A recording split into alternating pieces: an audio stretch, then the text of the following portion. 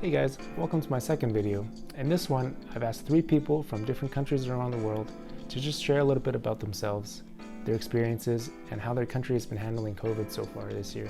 If you haven't seen my first video yet, I'll link it in the description below. And now let's get on with the introductions. Hi everyone, I'm Nicole. I'm from Kelowna, BC. 2019, I was living in Kelowna and working retail at a couple stores downtown. I wasn't using my degree and I wasn't able to get a job in my field, and I just decided to change. So I went from working retail at home in BC and I moved abroad to Taiwan in January, and I got a job as an English teacher. And this was kind of right before everything changed. So I was in the country January 4th, and then by, I don't know, and maybe March, Taiwan had closed its borders completely. Like, you could not get into the country if you didn't have a Taiwanese passport or residency. So I was really, really lucky. Like, I didn't have to quarantine. Like, COVID was kind of just whispers, Wuhan virus.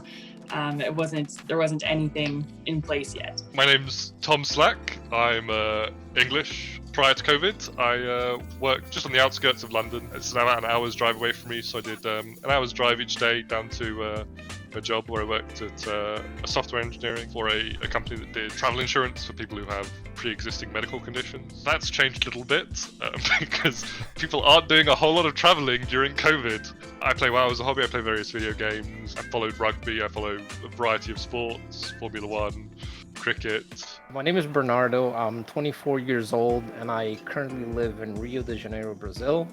Have been living here for the past 12 or 13 years at this point. I work with auditing and quality control. Should be graduating law school at the end of this semester. I intend to join the Brazilian Federal Police at the end of this year, but COVID unfortunately paused everything. The test was supposed to be May this year, 2020, but then unfortunately COVID hit. Everything's delayed. Now the test isn't even probably going to come out until July 21 realistically. How do you feel that your country specifically, how has COVID affected it? And also kind of how your country's been dealing with it? Is it severe? Is it not severe?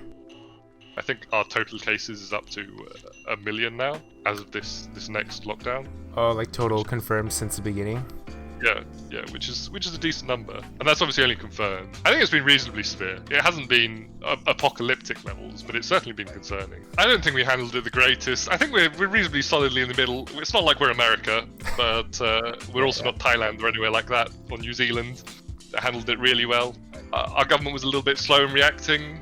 Once they did react, I think they reacted reasonably appropriately, but they were just slow in getting to the point whereby they reacted. I think that we probably eased lockdown precautions a bit too early, which is obviously now leading us into the second lockdown, which is coming into place on Thursday and is arguably more severe than the first lockdown. There's a lot more stuff that's being closed mandatorily. It doesn't really impact me as much this time because I was made redundant from my previous job. The travel insurance industry doesn't survive when nobody is going on holiday because there's a global pandemic. Probably shouldn't be a huge surprise, but when most of our customers were sort of old people, which is obviously the main risk, the company was just fucked, I think is the technical term. It's just so. Yeah. So I'm kind of locked down regardless. I mean, it's just no surprise at all that Brazil is just getting absolutely destroyed by COVID, right? High density cities, really high poverty as well, right? GDP per capita is really low. The people that are just currently administrating it are just not doing a good job with the crisis management, right? Favelas are a really big part of, I speak Rio, but realistically every big country in Brazil has a lot of favelas, and the majority of the people live there. These people, they're not, it's just not like us. We have the luxury of staying home and working from home remotely, right? And just they can't, like, they need to put food on the table, and they have to keep working every day. So every day they're out there exposing themselves to the virus and just at risk. First quarantine that we did was quote unquote effective. So a lot of the people like middle class and up, they could stay home and they did, right? But people in favelas, they couldn't. And it's really unfortunate for them because they are the ones getting hit the most and the ones that are being looked at the least, right? It's just really bad. Like, state tries to help in some stuff. So we have an actual decent public health service. For the most part, it works. But unfortunately for COVID, it's just really overwhelmed. They set up like a COVID test for you to go check yourself out for free. So you have to, like, for instance, go to a website, sign up, show your, or say what symptoms you're having. And then they call you. Whenever they feel like, they call you and say, oh, okay, you look suspicious, please come get tested. And during that time, the person that is having the symptoms, while they like, oh, okay, sure, I might have COVID, they can't just tell their bosses, I might have COVID, I'm not going to show up. Otherwise, they lose the jobs. So that period is what's destroying us right now. So it's just that response time between showing symptoms and actually getting the test to confirm. Yeah, for instance, my dad, right? He was like sick for a few days. He had a fever and stuff. He had no contact with anyone, right? So I knew he was safe, but still he had the doubt in his mind and he wanted to be safe about it. So he went to the website, the SUS, he said what symptoms he was having, and then he waited. And that was 4 months ago, when he's still waiting for them to call them back and say like, oh, okay, come get tested. Like it just... Wait, so he hasn't heard back? He hasn't heard back in 4 months? He hasn't heard back. No, not at all. It's so obviously he got tested outside the fucking SUS. So we paid 200 Brazilian reals, $40. The minimum wage here in Brazil is 750, 800. In my state, in Rio de Janeiro, paying 200 out of pocket for that is unfeasible for a lot of people, right? Taiwan is so close to China. When everything first started, there was a lot of uncertainty. Like, it had the potential to hit Taiwan really, really hard, and no one really knew what it was going to be like. But then it didn't. Taiwan has it under wraps. Right near the beginning, the school that I work for had to make a policy about like what happens if there's a case at a school. And like, if there's one case, then anyone who may have contacted that student or teacher is isolating for 2 weeks. If there's literally 2 cases, the school shuts down for 2 weeks. I started teaching the end of February, and I had maybe one class where I didn't have to wear a mask. And since then, like literally like my second day of teaching until now, it's been masks. Every single student has to wear a mask every single day at all times. Every teacher has to wear a mask. Like when you're in the building, like you're wearing masks, and there's temperature checks when you go in and out. But other than that, that has really been the only impact to Taiwan. Right from the beginning, Taiwan closed its borders, and they have really comprehensive systems in place to track people. They figured out who has the virus. They know approximately who that person may have come in contact with. Like, they've got really good tracing systems. And right from the beginning, it's been really strict isolation measures, like really strict 2 weeks at home, no contact. I think the latter half of our COVID, of our initial sort of lockdown, where we're sort of coming out of it, was reasonably bungled.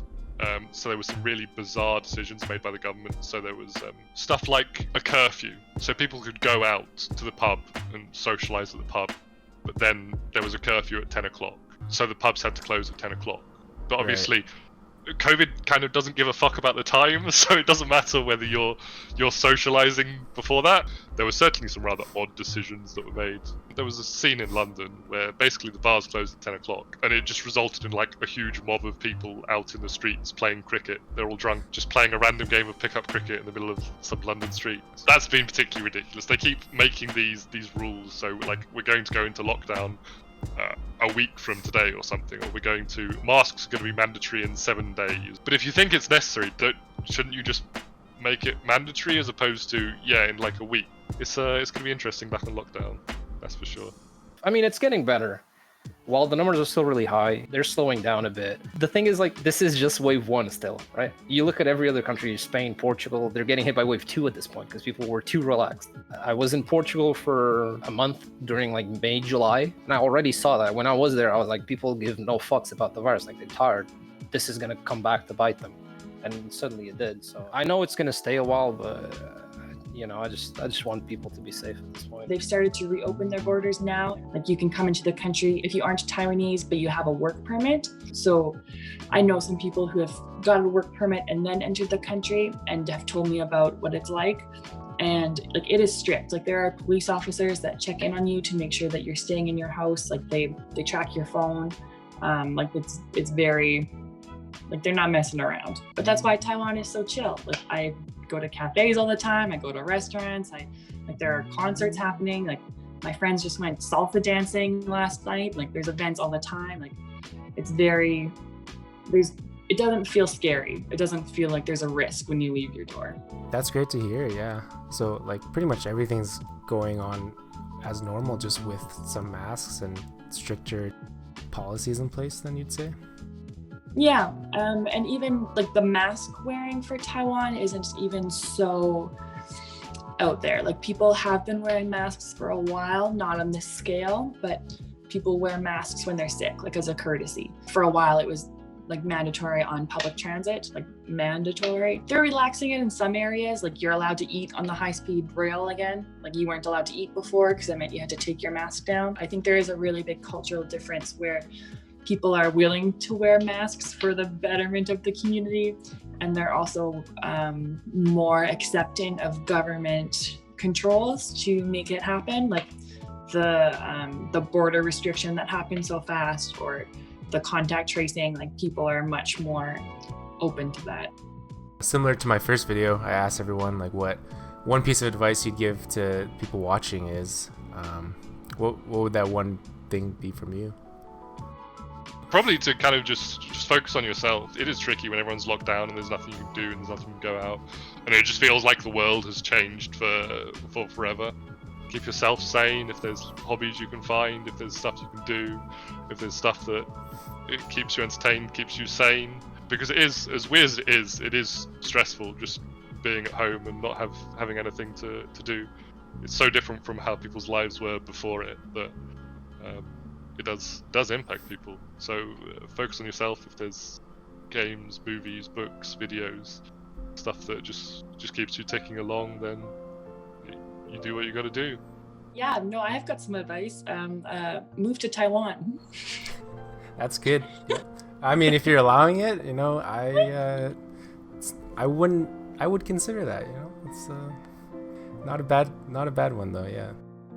It's very freeing in a weird way, like hearing all the stories of people back home and what it's like, and just I get, you know, the news updates every day. How many transmissions have there been in BC?